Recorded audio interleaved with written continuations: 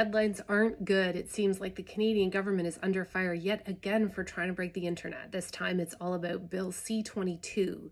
It's about lawful access. It just passed the House of Commons, and the reactions are not great.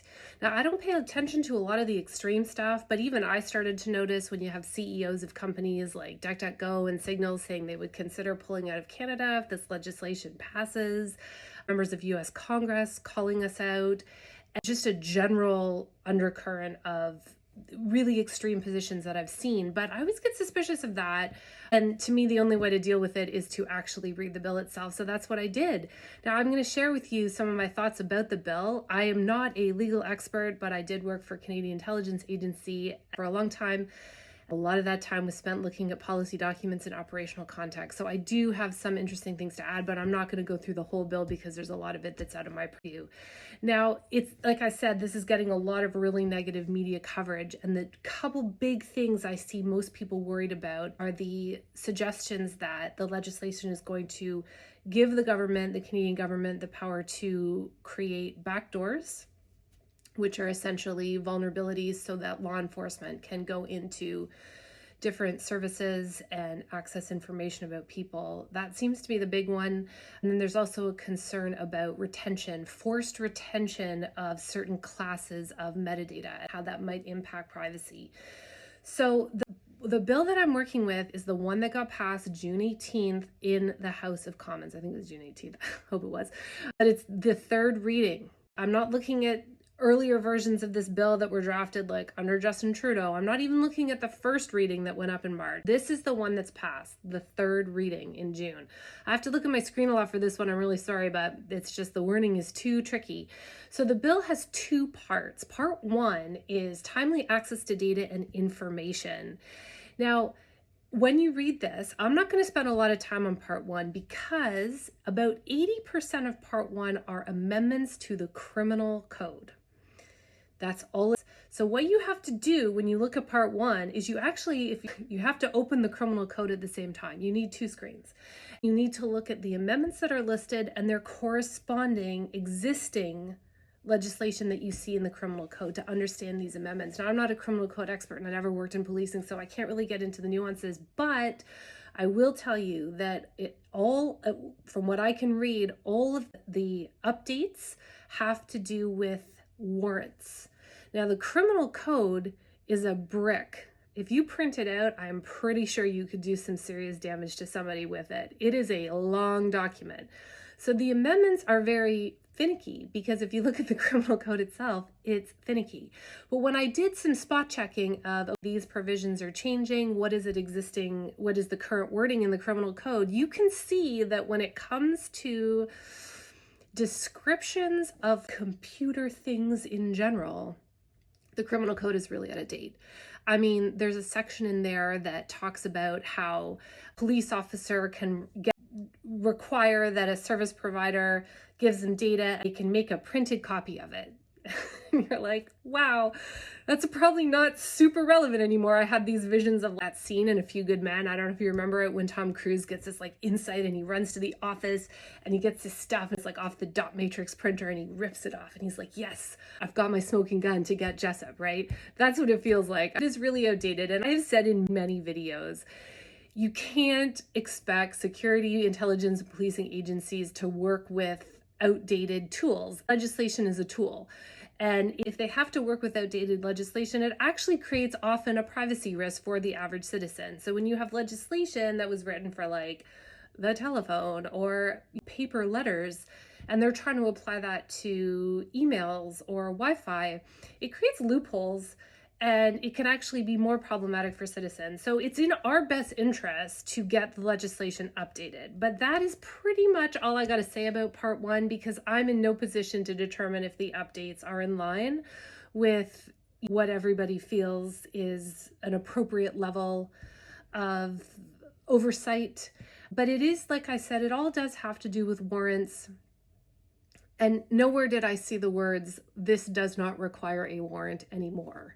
It was really fine-tuning what's existing. The part one also updates the Mutual Legal Assistance in Criminal Matters Act, the Canadian Security Intelligence Services Act, Controlled Drug and Substances Act, and the Cannabis Act. Those amendments are much smaller, especially the last two.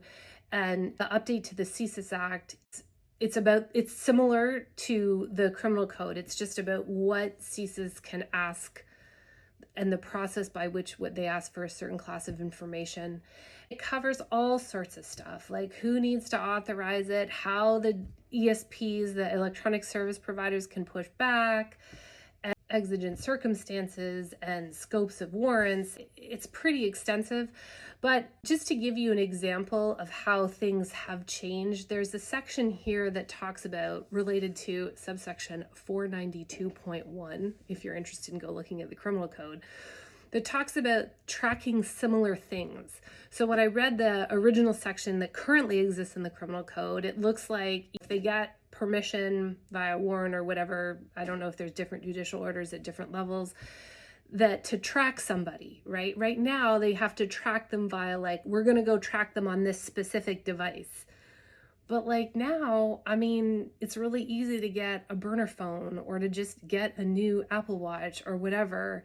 So there's a provision, one of the updates that they want in this bill is to track similar things so that the judge who authorizes an officer to obtain tracking data that relates to a thing that person uses, carries, or wears in the warrants. It's still under warrant. I mean, this is not like I'm just going to go track whoever. Like, it still has to be under warrant. But now what they can do is say, okay, you're going to get a warrant to track this person via like this device or similar devices. So if the bad guy or the person under suspicion for being bad goes and gets a new burner phone, then they don't have to go get a new warrant. And that makes sense to me. That's the kind of updates I think they seem reasonable, but again, not a criminal code expert. So we'll move on to part two. Part two is the part that I think have a lot of people really, really nervous. And it has to do with supporting access to information. And I'm just going to get to it here. Part two.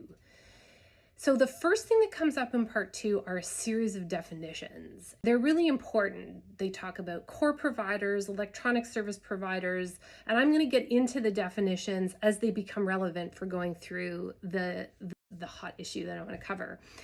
But right at the top of part two, before it even gets into the purpose of the changes, but not a definition, they have three things: the preservation of existing authorities, which basically says it's not going to contravene the criminal code and the CSIS Act; preservation of agreements and arrangements, which acknowledge that electronic service providers can enter into agreements with the government for a variety of reasons. This doesn't contradict that.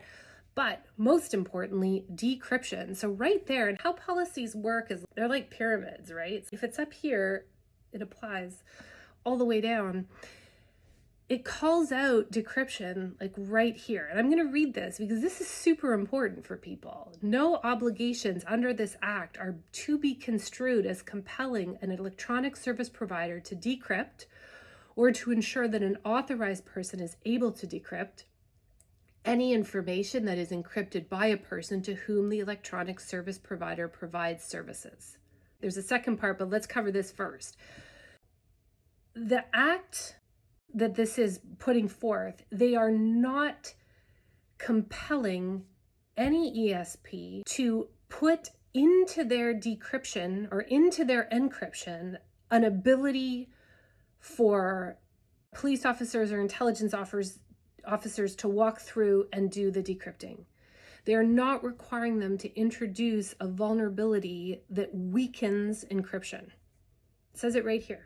And then it says, unless the encryption was provided by the ESP and the provider possesses the information necessary to decrypt the information. So what that means is that the officer will go get a warrant and it'll be for the activities of John Doe. They'll go get whatever information they get and they do their thing. If some of the information that they collect is encrypted, they can go to the company that owns that encryption and say, do you have a key? Can you decrypt this? I guess. That's probably covered in part one. Because what this is saying is that is as far as they can go.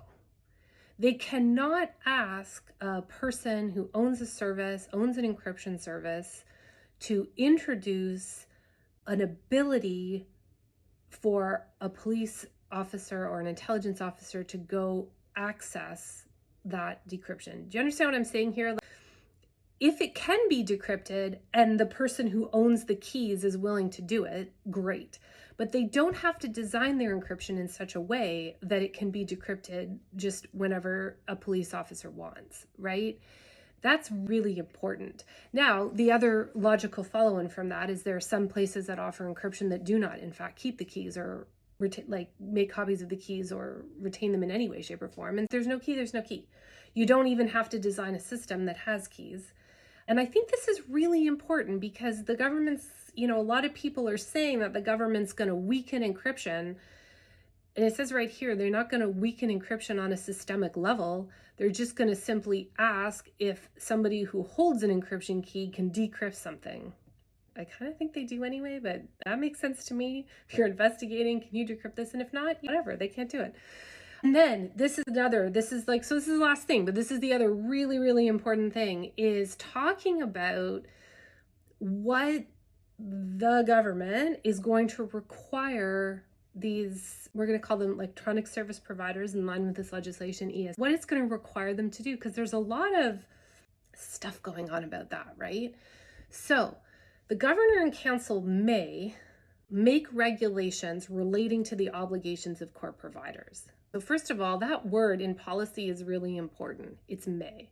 There's no actual requirement that it happen, but let's assume for the purposes of this video that the governor and council, somebody representing the government, is going to be like, yes, we are going to make some regulations. There's a whole list of requirements and rules and restrictions. So the first is obligations. That it has to be about development, implementation, assessment, testing, and maintenance of operational and technical capabilities, including technical capabilities related to extracting and organizing information. The installation, use, operation, management, blah, blah, of any device or equipment used by the core providers, and the retention of categories of metadata, including transmission data. Now, transmission data is already defined in the criminal code. And part 1 has a new definition called subscriber information. So I assume those are the two bulk definitions by bulk. I don't know if that's right. The two definitions they're using to come up with this metadata for reasonable periods of time not exceeding 6 months. So some of the timelines I've heard are wrong. It's not forever. It's not even for a year. So where we're at now is a representative of the government, governor and council may make regulations. If they do, the retention of metadata cannot be for a period over 6 months. 6 months is the max. That's right here in the legislation. Now, that's not all they do. That's just their obligations, but there's some factors. In making a regulation, the governor and council must take into account the following factors. Now, must in policy is binding. You have no choice. There's no wiggle room here. If you're going to make a regulation, these are the things you must consider. The benefits of the regulation to the administration of justice. You have to have a clear link. The feasibility of compliance with the regulation for the core provider, for the ESP. Can they do it? Is it even feasible? The cost to be incurred. That's a big one, right? I mean, if you require something and it's going to cost service providers millions and millions of dollars, I guarantee there's going to be some pushback, and there's provisions in the legislation that acknowledges that there's a limit, doesn't have a dollar limit here, but there's a limit to how much they can ask people to spend. Now, and these last two are really important. The potential impact of the regulation on the persons to whom the core provider provides services. Everybody who uses that service. You can think of Canada or Microsoft, it doesn't matter. Anybody who uses it, you have to consider the impact to them and the potential impact of the regulation on privacy protection and cybersecurity. So that has to be accounted for. And you may be thinking they could account for it and then just ignore it. Haha, they cannot, and I will get to that in a second. The next thing that comes up are restrictions. So here we have a governor and council making regulations about how to support authorized access to information.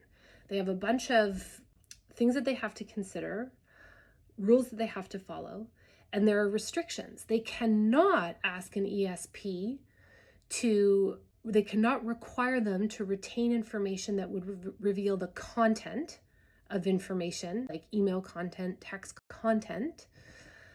They cannot require them to retain a person's web browsing history or a person's social media activities. It says right here in the legislation, the government cannot require an ESP to do that via these governor and council regulations, which is how they're going to get ESPs to do anything. And then finally, and in my opinion, the most important, a core provider is not, so forget the regulations, they're going to have stuff, but right at the high level now in the legislation, whatever the regulations come out with, because people do make mistakes, right? So it says right here, a core provider is not required to comply with a provision of a regulation made under subsection 2, which is the one I just covered, with respect to an electronic service, if compliance with that provision would have the effect of requiring the provider to introduce a systemic vulnerability related to that service, or of preventing the provider from rectifying such a vulnerability. I think this is the crux of it. I have said in previous videos, a backdoor for one person is a backdoor for everyone. Backdoors are systemic vulnerabilities. Imagine for a minute that the government was actually releasing legislation that required companies to install backdoors. That's like hanging out a sign that says, "Come hack Canada," because everything that we've got going here has a vulnerability.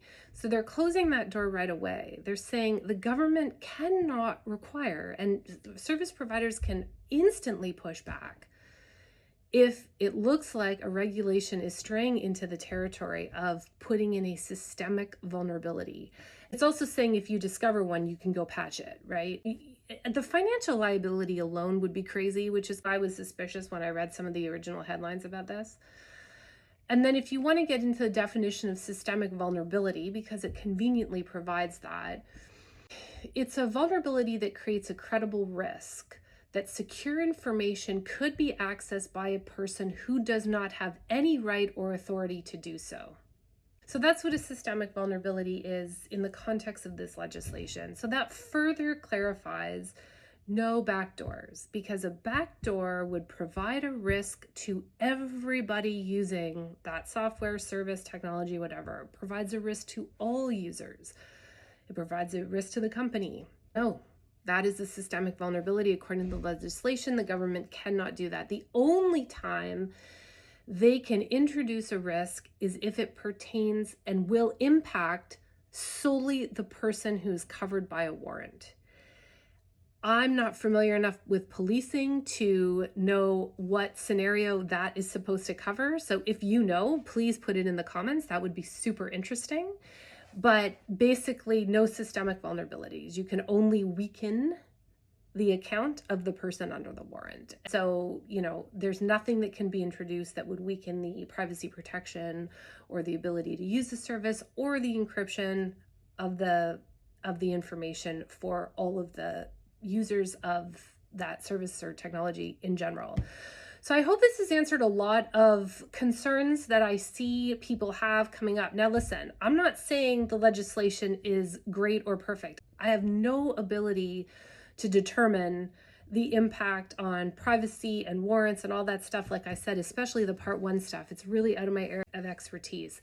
But the part 2 stuff, I did deal with a lot when I worked in intelligence, this idea of vulnerabilities.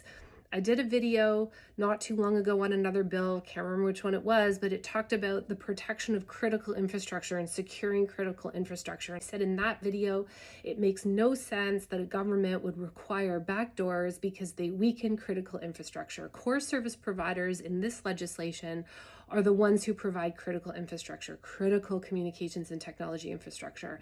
Backdoors are weakening, there's systemic vulnerabilities, and right in this legislation, it clearly implies that is not what the government is after. If you want to know what the government is after, I really suggest you just, get a glass of wine and sit down with the criminal code and these changes and look at those comparisons, because that's where it gets really interesting. But I'm not an expert in that. The rest of the act is just literally how it gets applied, how ESPs can push back because they absolutely can, the process for that, the process for compliance, non-compliance. Any questions or comments, as always, I'm happy to try to address them. I'm sorry if you were looking for some big, government's going to break the internet. I don't think they are with this legislation. Doesn't mean you should just passively accept it. I'm going to continue reading because I find it interesting, but it does mean that some of the stuff that's being reported it's just not true.